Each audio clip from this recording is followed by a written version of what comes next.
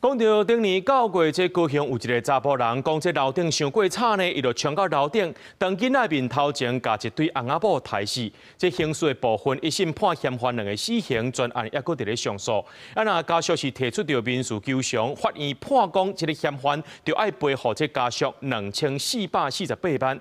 不过这嫌犯根本就无啥财产，恐惊这个判决只是一个数字尔。涉嫌家楼顶的厝边4落红仔布刣死吴良满，封了着时阵拢无讲话。2023年9月，伊讲厝边伤吵，2个囡仔面前甲伊的爸母刣死。刑事一审判伊2个死刑，家属另外提出民事赔偿将近5800万，一审判决公布了。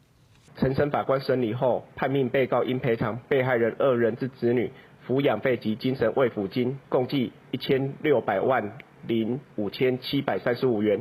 判爱赔偿2个囡仔1600多万，4落红仔布的爸母因为名下也有财产，无需要囝儿来奉养。扣除这个丧葬费以外，每一人赔200万块精神慰抚金，总计吴良满爱赔2448万。严国家属被官认为讲，吴良满根本无在调赔。也就只有房产而已啊，房产还没有缴完贷款呢，而且第一顺位还搞不好不是我们。对啊，就是要命没有，要钱也没有。讲明白一点就是这样。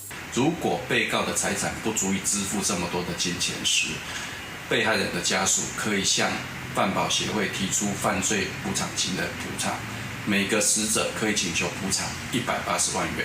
环保协会郭永芬会讲，当时第一时间协助家属对吴良满名下财产提出假扣押，也陪伴家属清领完犯罪被害补偿金。也坦白讲，就算假扣押，对方若是财产真少，也是要办恶贷款，家属真歹得到专业理赔。不过也是要尽上大努力维护家属的权益。记者综合报道。